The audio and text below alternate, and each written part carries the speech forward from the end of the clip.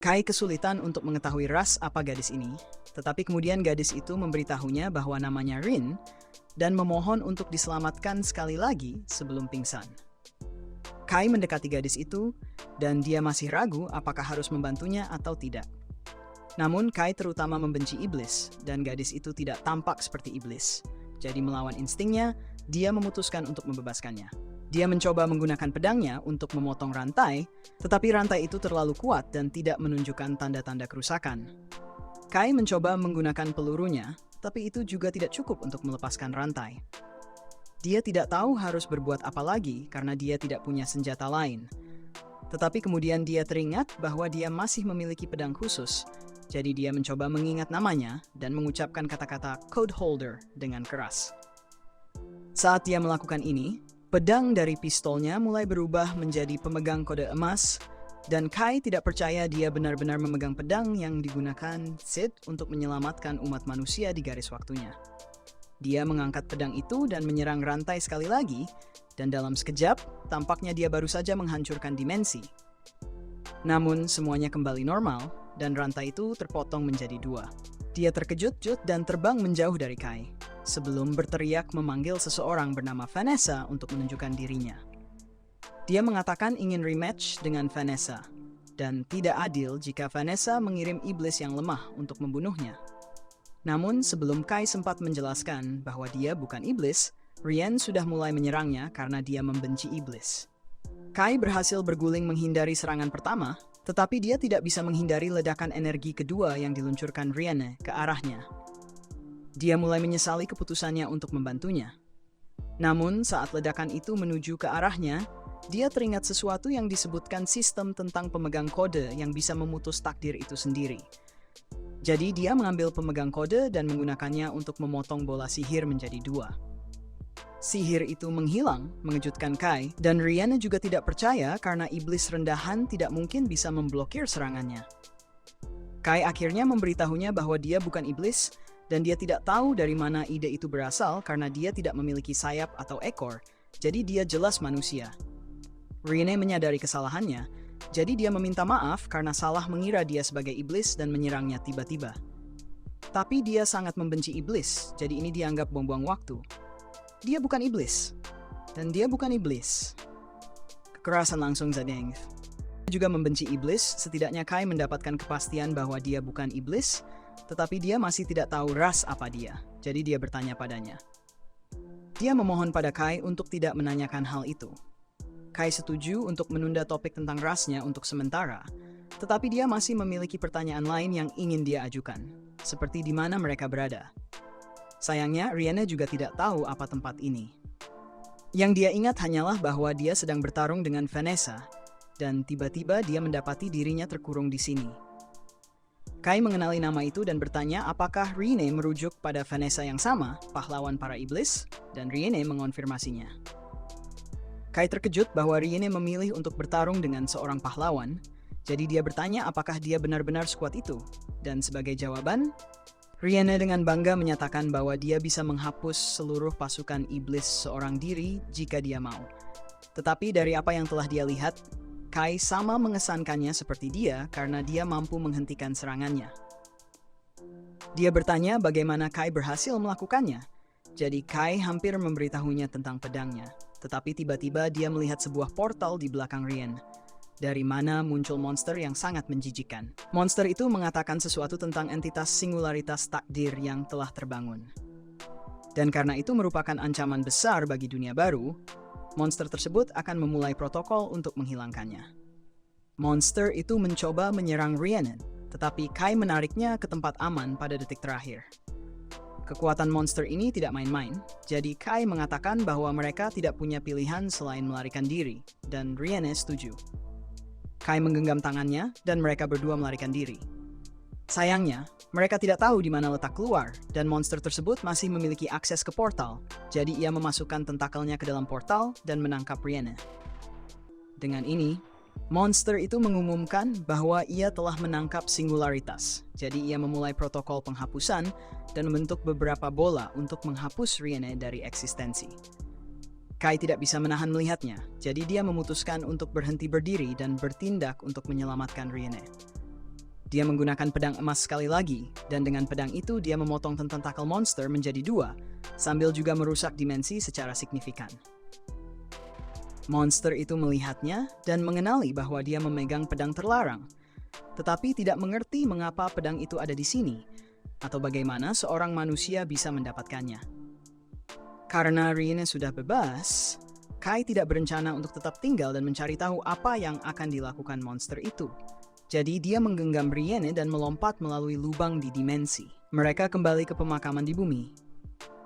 Kai sedikit bingung, tetapi dia senang mereka berhasil melarikan diri dengan selamat. Dan Riene sangat lega karena dia benar-benar takut akan mati. Ini adalah pertama kalinya ada seseorang yang peduli dan membantunya, karena sepanjang hidupnya, dia selalu diberitahu oleh semua ras lain bahwa dia bukan salah satu dari mereka. Namun, dari semua ras, iblis adalah yang paling kejam padanya, selalu menyebutnya sebagai kekejian. Itulah sebabnya Riene bertengkar hebat dengan Vanessa. Kai menghiburnya dan mengatakan bahwa dia memahami perasaannya karena semua temannya tidak lagi mengingatnya. Jadi dia merasa seperti sendirian di dunia ini. Sejarah yang dia ingat adalah di mana manusia memenangkan perang besar antara 5 ras. Tetapi di dunia ini, tampaknya iblis menduduki kota-kota manusia. Riene sedikit bingung karena dia tidak ingat iblis pernah menguasai manusia. Bahkan, sekitar waktu dia bertarung dengan Vanessa, dia ingat bahwa manusia mulai memenangkan perang dan iblis mengeluh bahwa semua ini disebabkan oleh pahlawan manusia. Kai menjadi bersemangat dan bertanya apakah Riene ingat Sid, tetapi sayangnya dia tidak pernah bertemu dengannya, jadi dia tidak bisa memastikan. Kai menyadari bahwa dia mungkin telah bereaksi berlebihan, jadi dia meminta maaf kepada Riene. Tetapi setidaknya dia telah mengonfirmasi bahwa dia dan Riene mengingat masa lalu yang sama. Jadi mereka pasti memiliki pengalaman yang serupa. Riene mendekati Kai dan mengatakan bahwa dia adalah orang pertama yang pernah menganggapnya sebagai teman, dan itu membuatnya sangat bahagia. Mereka berdua meninggalkan pemakaman beberapa saat kemudian, dan Riene bertanya kepada Kai apa rencananya sekarang. Namun sebelum dia bisa memberikan jawabannya, Riene terjatuh ke tanah karena kelelahan. Kai khawatir dan mengira ini mungkin akibat dari serangan yang dia alami sebelumnya, jadi dia membantunya berdiri dan mengatakan bahwa dia berencana untuk kembali ke kota karena dia tidak punya tempat lain untuk pergi. Jadi dia mengundangnya untuk tinggal bersamanya selama dia di sana. Riene ragu untuk setuju karena dia mengatakan bahwa dia tidak ingin pergi ke kota manusia. Jadi Kai bertanya mengapa, dan dia memberitahunya bahwa tidak bisa mempercayai orang lain. Kai adalah satu-satunya orang yang dia bersedia percayai karena dia telah menyelamatkannya. Jadi Kai mengatakan bahwa dia harus mempercayai bahwa dia akan menjaga keselamatannya, dan sekali lagi memintanya untuk ikut dengannya. Dia selalu bebas untuk pergi jika dia merasa tidak nyaman di sana. Jadi Riene akhirnya setuju untuk pergi bersamanya. Kembali di kamarnya, Kai berbaring di tempat tidurnya sementara Riene sedang mandi. Dia sangat kelelahan setelah perjalanan pulang. Riene belum pernah naik mobil sebelumnya, jadi dia panik sepanjang perjalanan dan hampir membuat Kai menabrak beberapa kali. Untungnya, dia bisa menyembunyikan sayapnya, jadi begitu mereka sampai di sini tidak ada yang bisa mengetahui bahwa dia adalah seorang iblis. Namun, dia masih menarik perhatian banyak orang dengan perilakunya yang aneh. Dia bahkan mencoba bertarung dengan beberapa orang menggunakan sihir pada suatu saat, sehingga Kai harus menahannya. Tetapi Kai bisa memahami mengapa dia begitu berhati-hati, karena dia dikelilingi oleh orang-orang yang tidak dikenalnya. Kai kemudian mengalihkan perhatiannya ke pedangnya karena dia bahkan tidak menyadari kapan pedang itu kembali normal. Jadi dia mengambilnya dan berniat untuk mengucapkan code holder, untuk melihat apakah pedangnya akan berubah lagi. Namun, sebelum dia bisa melakukannya, Riene keluar dari kamar mandi dan memintanya untuk membantu karena dia tidak bisa mengetahui cara mematikan pancuran. Kai mengatakan bahwa dia akan membantunya, tetapi untuk saat ini dia tidak bisa melihatnya karena dia tidak mengenakan pakaian. Setelah pancuran dimatikan, Riene sudah berpakaian dan mengatakan kepada Kai bahwa dia merasa tidak adil bagaimana manusia mendapatkan semua hal baik. Bahkan dengan masyarakat manusia,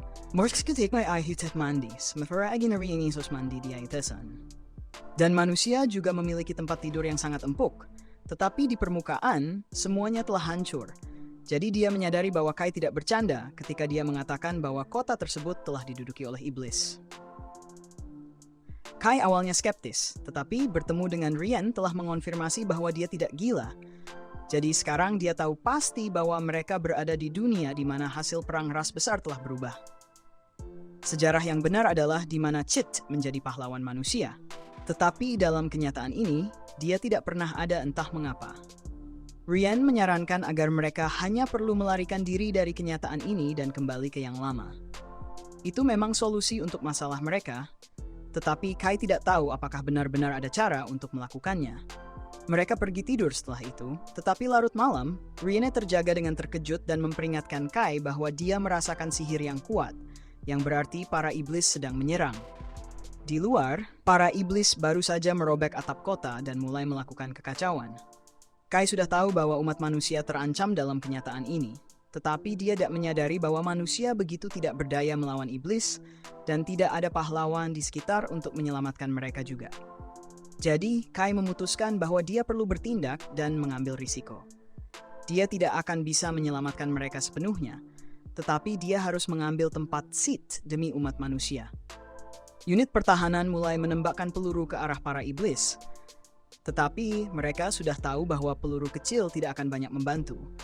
Jadi Saki berlari untuk mengambil senapan mesin. Namun sebelum dia bisa sampai ke senapan mesin, seorang iblis muncul di belakangnya dan hampir menembakkan mantra ke arahnya. Namun pada detik terakhir, Kai melompat untuk menyelamatkannya dan menjatuhkan iblis itu ke lantai. Dia memberitahu Saki bahwa dia harus menggunakan air terhadap para iblis.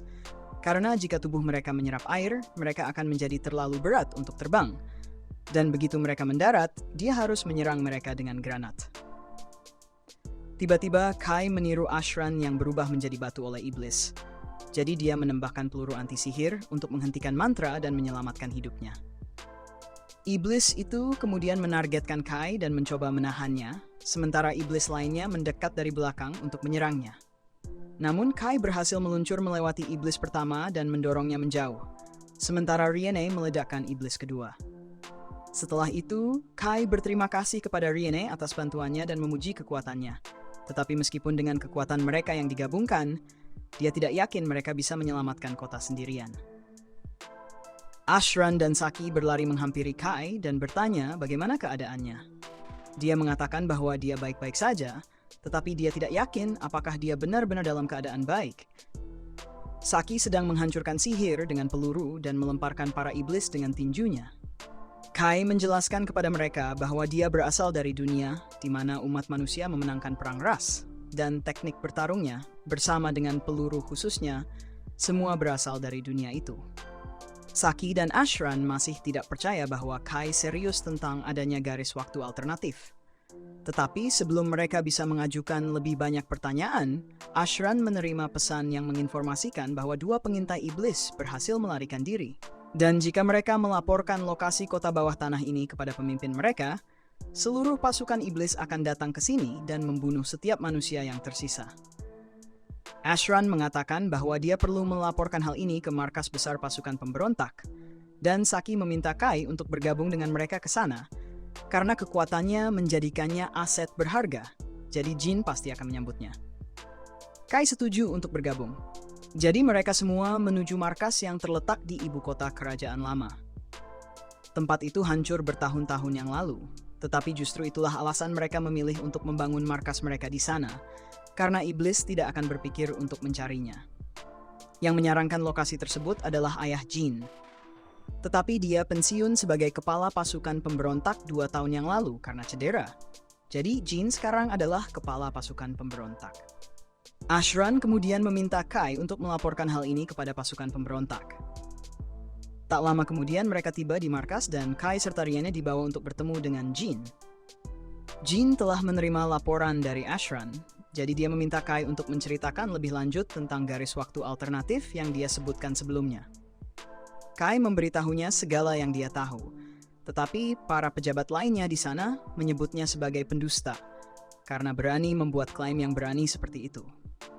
Namun, Kai menyebutkan bahwa dia adalah teman masa kecil Jin di garis waktu sebelumnya, dan bagaimana dia selalu ingin menjadi seperti Aok dan Jur. Mendengar nama-nama itu menarik perhatian Jin, tetapi dia tidak mengatakan apa-apa dan memutuskan untuk mengakhiri pertemuan hari itu. Malam harinya, Jin meminta untuk bertemu dengan Kai, dan tampaknya dia sedikit lebih terbuka pada kemungkinan bahwa Kai mungkin benar-benar mengatakan yang sebenarnya, karena sangat sedikit orang di dunia ini yang tahu bahwa dia adalah seorang wanita, dan nama-nama Aok dan Jur adalah julukan ayah dan kakeknya.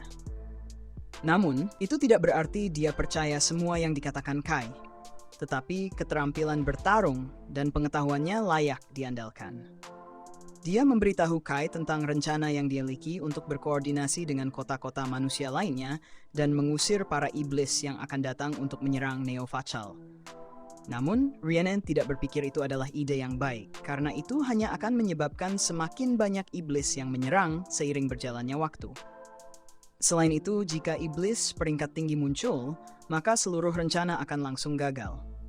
Jin menyadari bahwa rencana tersebut sangat berisiko, tetapi dia tidak bisa memikirkan cara lain untuk melindungi rumah-rumah manusia yang masih bertahan. Namun, saat itulah Kai menyarankan bahwa mereka hanya perlu mengejar satu iblis untuk menyelesaikan masalah ini, yaitu pahlawan iblis, Vanessa. Jin menganggap ide untuk menyerang iblis yang sekuat Vanessa gila, tetapi Kai yakin bahwa Code Holder akan bisa melawannya, jadi dia mengatakan bahwa dia dan Rhiannon akan menjadi orang yang menantang Vanessa. Para iblis lebih fokus pada pertarungan melawan ras lainnya, jadi sebagian besar kekuatan mereka tidak akan berada di sisi Vanessa. Semua yang Kai butuhkan adalah agar Jin dan pasukannya menahan sisa iblis sementara dia menghadapi Vanessa. Setelah Jin setuju, mereka segera memulai persiapan untuk merebut kembali Federasi Urza.